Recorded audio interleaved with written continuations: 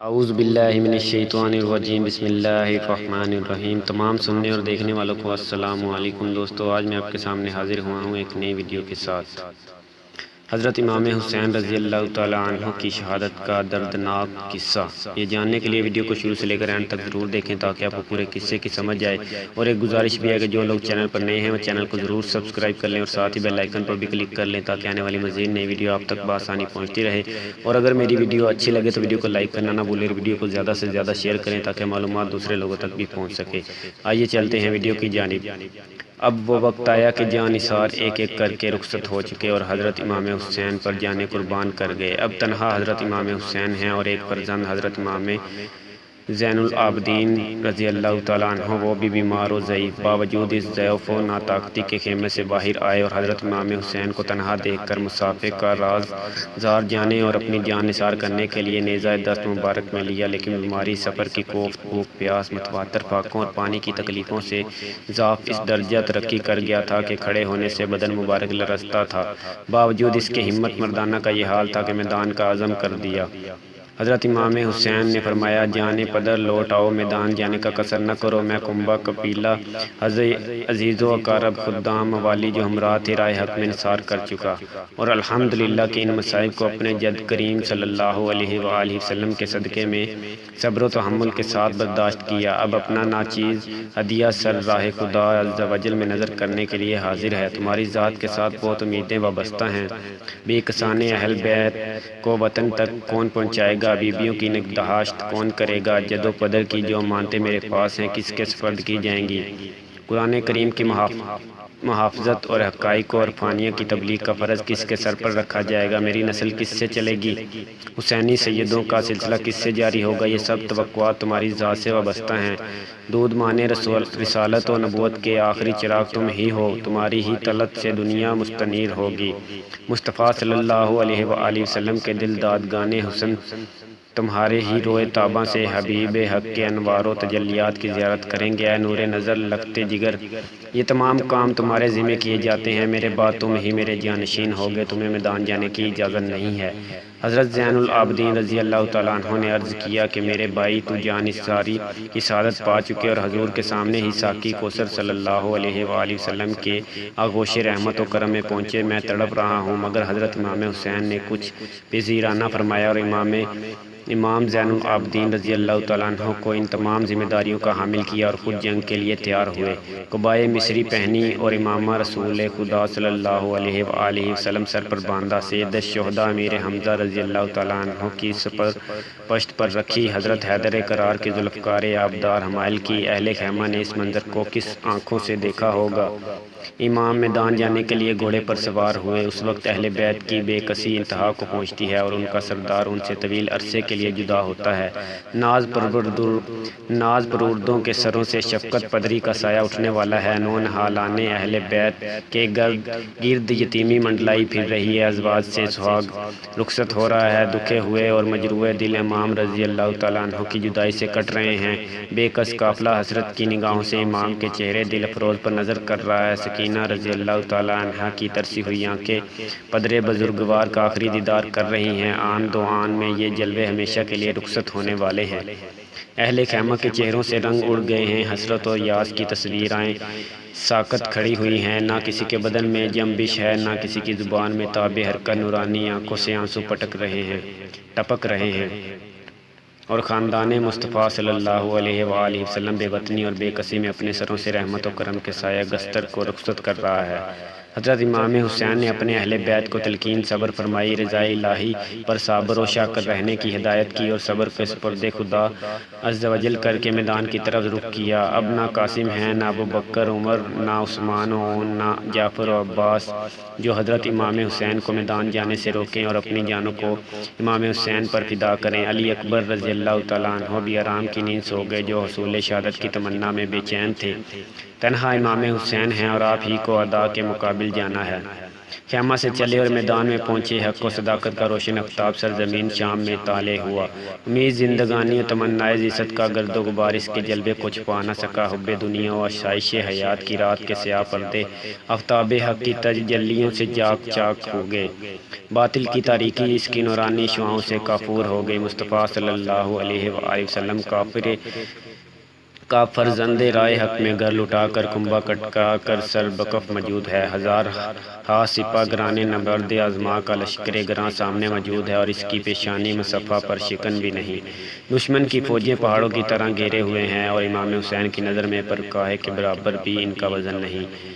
آپ نے ایک رجز پڑھی جو آپ کے ذاتی و نسبی فضائل پر مشتمل تھی اور اس میں شامیوں کو رسول کریم صلی اللہ علیہ وآلہ وسلم کی ناخوشی اور ناراضگی اور ظلم کے انجام سے ڈرایا گیا تھا۔ اس کے بعد آپ نے ایک خطبہ فرمایا اور اس میں حمد و صلوات کے بعد فرمایا، اے قوم، خدا عز و جل سے ڈرو جو سب کا مالک ہے، جان دینا جان لینا سب اس کے قدرت و اختیار میں ہے۔ اگر تم خداوند عالم پر یقین رکھتے اور میرے جد حضرت سید انبیاء محمد مصطفیٰ صلی اللہ علیہ وآلہ وسلم پر ایمان لائے ہو تو ڈرو کہ قیامت کے دن میزان عدل قائم ہوگی، اعمال کا حساب کیا جائے گا۔ میرے والدین محشر میں اپنی آل کے بے گناہ خونوں کا مطالبہ کریں گے۔ حضور سید انبیاء صلی اللہ علیہ وآلہ وسلم جن کی شفاعت گناہ گاروں کی مغفرت کا ذریعہ ہے اور تمام مسلمان جن کی شفاعت کے امیدوار ہیں، وہ تم سے میرے اور میرے جانثاروں کے خون نہ حق کا بدلہ چاہیں گے۔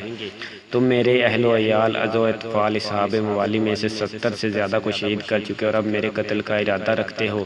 خبردار ہو جاؤ کہ عیش دنیا میں پائیداری و قیام نہیں۔ اگر سلطنت کی طمع ہے تو میرے در پہ آزار ہو تو مجھے موقع دو کہ میں عرب چھوڑ کر دنیا کے کسی اور حصے میں چلا جاؤں۔ اگر یہ کچھ منظور نہ ہو اور اپنی حرکات سے باز نہ ہو تو ہم اللہ تعالیٰ کے حکم اور اس کی مرضی پر صابر و شاکر ہیں۔ حضرت امام حسین کی زبان گہر فشاں سے یہ کلمات سن کر کوفیوں میں سے بہت لوگ رو پڑے۔ دل سب کے جانتے تھے کہ وہ برسر ظلم و جفا ہیں اور حمایت باطل کے لیے انہوں نے دارین کی روح سیاہی اختیار کی ہے، اور یہ بھی سب کو یقین تھا کہ امام حسین مظلوم حق پر ہیں۔ امام حسین کے خلاف ایک ایک جنبش و دشمنان حق کے لیے آخرت کی رسوائی و خواری کا موجب ہے۔ اس لیے بہت سے لوگوں پر اثر ہوا اور ظالمان باطن نے بھی ایک لمحے کے لیے اس سے اثر لیا۔ ان کے بدنوں پر ایک پھریری سی آ گئی اور ان کے دلوں پر ایک بجلی سی چمک گئی، لیکن شمر وغیرہ بدسیرت، پلید طبیعت، رذیل کچھ متاثر نہ ہوئے، بلکہ یہ دیکھ کر کہ لشکریوں پر حضرت امام حسین کی تقریر کا کچھ اثر معلوم ہوتا ہے، کہنے لگے کہ آپ قصے کو طا کیجئے، ابن زیاد کے پاس چل کر یزید کی بیعت کر لیجئے تو کوئی آپ سے تعرض نہ کرے گا، ورنہ بجز جنگ کے کوئی چارہ نہیں ہے۔ حضرت امام حسین کو انجام معلوم تھا، لیکن یہ تقریر قامت حجت کے لیے فرمائی تھی کہ انہیں کوئی عذر باقی نہ رہے۔ سید انبیاء صلی اللہ علیہ وآلہ وسلم کا نور نظر خاتون جنت فاطمہ الزہرا رضی اللہ تعالیٰ عنہا کا لقط جگر بھی کسی بھوک پیاس کی حالت میں آل و اصحاب رضی اللہ تعالیٰ عنہ کی مفارقت کا زخم دل پر لیے ہوئے گرم ریگستان میں 20,000 کے لشکر کے سامنے تشریف فرما ہے۔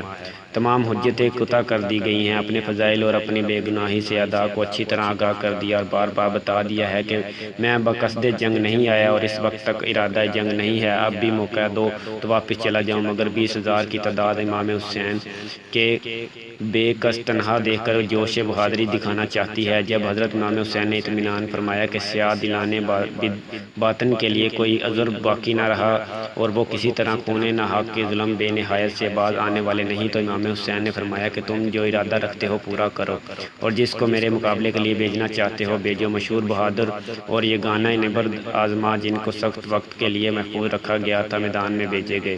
ایک بے حیا ابن زہرا کے مقابل تلوار چمکاتا آتا ہے، امام تشنہ کام حسین کو آب تیغ دکھاتا ہے، پیشوائے دین کے سامنے اپنی بہادری کی ڈینگیں مارتا ہے، غرور و قوت میں سرشار ہے، کثرت لشکر اور تنہائی امام حسین پر نازاں ہے، آتے ہی حضرت امام حسین کی طرف تلوار کھینچتا ہے۔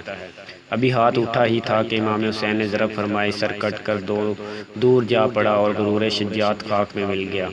دوسرا بڑا اور چاہا کہ امام حسین کے مقابلے میں ہنرمندی کا اظہار کر کے سیاہ دلوں کی جماعت میں سرخروئی حاصل کرے۔ ایک نعرہ مارا اور پکار کر کہنے لگا کہ بہادران قوا شکن شام عراق میں میری بہادری کا غلغلہ ہے اور مصر و روم میں میں شعرۂ افاق ہوں، دنیا بھر کے بہادر میرا لوہا مانتے ہیں، آج تم میرے زور و قوت کو اور داؤ پیچ کو دیکھو۔ ابن سعد کے لشکری اس متکبر سرکش کی تعلیوں سے بہت خوش ہوئے اور سب دیکھنے لگے کہ کس طرح امام حسین سے مقابلہ کرے گا۔ لشکریوں کو یقین تھا کہ حضرت امام حسین پر بھوک پیاس کی تکلیف حد سے گزر چکی ہے، صدموں نے ضعیف کر دیا ہے، ایسے وقت امام حسین پر غالب آ جانا کچھ مشکل نہیں ہے۔ جب سپاہ شام کا گستاخ جفا جو شرکش آنا گھوڑا کو داتا سامنے آیا، حضرت امام حسین رضی اللہ تعالیٰ عنہ نے فرمایا، تم مجھے جانتا نہیں جو میرے مقابل اسی دلیری سے آتا ہے، ہوش میں ہو۔ اس طرح ایک مقابل آیا تو تیغ خون آشام سے سب کا کام تمام کر دیا جائے گا۔ حسین رضی اللہ تعالیٰ عنہ کو بے کس کمزور دیکھ کر حوصلہ مندی کا اظہار کر رہے ہو، نامردو، میری نظر میں تمہاری کوئی حقیقت نہیں۔ شامی جوان یہ سن کر اور طیش میں آیا اور بجائے جواب کے حضرت امام حسین پر تلوار کا وار کیا۔ حضرت امام حسین نے اس کا وار بچا کر کمر پر تلوار ماری، معلوم ہوتا تھا کھیراتھا کاٹ ڈالا۔ اہل شام کو اب یہ اطمینان تھا کہ حضرت امام حسین کے سوا اب اور تو کوئی باقی ہی نہ رہا، کہاں تک نہ تھکیں گے۔ پیاس کی حالت دھوپ کی تپش مزمحل کر چکی ہے، بہادری کے جوہر دکھانے کا وقت ہے، جہاں تک ہو ایک مقابل کیا جائے، کوئی تو کامیاب ہوگا۔ اسی طرح نئے دم بدم شیر صولت پیل پیکر تیغ زین حضرت امام حسین کے مقابل آتے رہے، مگر جو سامنے آیا ایک ہی ہاتھ میں اس کا قصہ تمام فرمایا۔ کسی کے سر پر تلوار ماری تو زین تک کاٹ ڈالی، کسی کے حمائلی ہاتھ مارا تو قلمی تراش دیا، خود و مغفر کاٹ ڈالے، جوش نے آئینے قطع کر دیے، کسی کو نیزے پر اٹھایا اور زمین پر پٹک دیا، کسی کے سینے میں نیزہ مارا اور پار نکال دیا۔ زمین کربلا میں بہادران کوفہ کا کھیت بو دیا، ناموران صف شکن کے خونوں سے کربلا کی تشنہ ریگستان کو سیراب فرما دیا، نعشوں کے انبار لگ گئے، بڑے بڑے فخر روزگار بہادر کام آ گئے، لشکر اعداء میں شور برپا ہو گیا کہ جنگ کا یہ انداز رہا تو حیدر کا شیر کوفہ کے زن و اطفال کو بیوہ یتیم بنا کر چھوڑے گا، اور اس کی تیغ بے پناہ سے کوئی بہادر جان بچا کر نہ لے جا سکے گا۔ موقع مت دو اور چاروں طرف سے گھیر کر یکبارگی حملہ کرو۔ فرمائیگان ربع سیرت حضرت امام حسین کے مقابلہ سے عاجز آئے اور یہی صورت اختیار کی، اور ماہ چرخ حقانیت پر جور و جفا کی تاریخ گٹاج چھا گئی، اور ہزاروں جوان دوڑ پڑے اور حضرت امام حسین کو گھیر لیا اور تلوار برسانی شروع کی، اور حضرت امام حسین کی بہادری کی ستائش ہو رہی تھی، اور آپ خون خواروں کے انبوؤں میں اپنی تیغ ابدار کے جوہر دکھا رہے تھے۔ جس طرف گھوڑا بڑھا دیا پرے کے پرے کاٹ ڈالے، دشمن ہیبت زدہ ہو گئے اور حیرت میں آ گئے کہ امام حسین کے حملے جانستانے سے رہائی کی کوئی صورت نہیں، ہزاروں آدمی میں گرے ہوئے ہیں اور دشمنوں کا سر اس طرح اڑا رہے ہیں جس طرح باد خزاں کے جھونکے درختوں سے پتے گراتے ہیں۔ ابن سعد اور اس کے مشیروں کو بہت تشویش ہوئی کہ اکیلے امام حسین کے مقابلے ہزاروں کی جماعتیں ہیچ ہیں، کوفیوں کی عزت خاک میں مل گئی، تمام نورانی کوفہ کی جماعتیں یک حجازی جوان کے ہاتھ سے جان نہ بچا سکیں۔ تاریخ عالم میں ہماری نامردی کا یہ واقعہ اہل کوفہ کو ہمیشہ رسوائے عالم کرتا رہے گا۔ کوئی تدبیر کرنا چاہیے، تدبیر یہ ہے کہ دستے بدستے جنگ میں ہماری ساری فوج بھی اس شیر حق سے مقابلہ نہیں کر سکتی، بجز اس کے کہ کوئی صورت نہیں ہے کہ ہر چہار طرف سے امام حسین پر تیروں کا مینہ برسایا جائے، اور جب خوب زخمی ہو چکے تو نیزوں کے حملے سے تن ناظرین کو مجروح کیا جائے۔ تیر اندازوں کی جماعتیں ہر طرف سے گھرائیں اور امام حسین رضی اللہ تعالیٰ عنہ کو گرداب بلا میں گھیر کر تیر برسانے شروع کر دیے۔ گھوڑا اس قدر زخمی ہو گیا کہ اس میں کام کرنے کی قوت نہ رہی، ناچار حضرت امام حسین کو ایک جگہ ٹھہرنا پڑا، ہر طرف سے تیر آ رہے ہیں اور امام مظلوم کا تن ناز پر اور نشانہ بنا ہوا ہے، نورانی جسم زخموں سے چکنا چور اور لہو لہان ہو رہا ہے۔ بے شرم کوفیوں نے سنگ دلی سے محترم مہمان کے ساتھ یہ سلوک کیا، ایک تیر پیشانی اقدس پر لگایا، پیشانی مصطفیٰ صلی اللہ علیہ وآلہ وسلم کی بوسہ گاتی، یہ سیمائے نور حبیب خدا عز و جل صلی اللہ علیہ وآلہ وسلم کے آرزو مندان جمال کا قرار دل ہے۔ بے ادبان کوفہ نے اس پیشانی مصفہ اور اس جبینے پر ضیاء کو تیر سے گائل کیا۔ حضرت رضی اللہ تعالیٰ عنہ کو چکر آ گیا اور گھوڑے سے نیچے آئے، اب نامردان سیاہ باطن نے نیزوں پر رکھ لیا، نورانی پیکر خون میں نہا گیا اور آپ شہید ہو کر زمین پر گر پڑے۔ انا للہ و انا الیہ راجعون۔ ظالمان بدکیش نے اسی پر اکتفا نہیں کیا اور حضرت امام حسین کی مصیبتوں کا اسی پر خاتمہ نہیں ہو گیا۔ دشمنان ایمان نے سر مبارک کو تن اقدس سے جدا کرنا چاہا اور نظر ابن خرشہ اس ناپاک ارادے سے آگے بڑھا، مگر امام حسین کی ہیبت سے اس کے ہاتھ کام گئے اور تلوار چھوٹ پڑی۔ پولی ابن یزید پلید نے یہ شبل ابن یزید نے بڑھ کر آپ کے سر اقدس کو تن مبارک سے جدا کیا۔ صادق جان باز نے عہد وفا پورا کیا اور دین حق پر قائم رہ کر اپنی کنبہ اپنی جان راہ خدا میں اس الوائے عظمی سے نظر کی، سوکھا گلا کاٹا گیا اور کربلا کی زمین سید الشہداء کے خون سے گلزار بنی، سر و تن کو خاک خاک میں ملا کر اپنے جد کریم صلی اللہ علیہ وآلہ وسلم کے دین کی حقانیت کی عملی شہادت دی اور ریگستان کوفہ کے ورق پر صدق و امانت پر جان قربان کرنے کی نقوش ثبت فرمائی۔ کربلا کے بیاباں میں ظلم و جفا کی آندھی چلی، مصطفی چمن کے غنچے اور گل و باد سموم کی نظر ہو گئے۔ خاتون جنت رضی اللہ تعالیٰ عنہ کا لہلہاتا باغ دوپہر میں کاٹ ڈالا گیا۔ کنین کے مطابع دینی اور بے حمیتی کے سیلاب سے غارت ہو گئے۔ فرزندان آل رسول کے سر سے سردار کا سایہ اٹھا، بچے اس غریب الوطنی میں یتیم ہوئے، بیویاں بیوہ ہوئیں، مظلوم بچے اور بے کس بیویاں گرفتار کیے گئے۔ دوستو میری ویڈیو اچھی لگی ہو تو ویڈیو کو لائک کرنا نہ بھولیں اور ویڈیو کو زیادہ سے زیادہ شیئر کریں تاکہ معلومات دوسرے لوگوں تک بھی پہنچ سکے۔ اور جنہوں نے ابھی تک میرے چینل کو سبسکرائب نہیں کیا پلیز میرے چینل کو سبسکرائب کر لیں اور ویڈیو کے نیچے کمنٹ کر کے ضرور بتائیں کہ آپ کو میری ویڈیو کیسی لگی۔ شکریہ۔ نیکسٹ ویڈیو تک کے لیے اللہ حافظ۔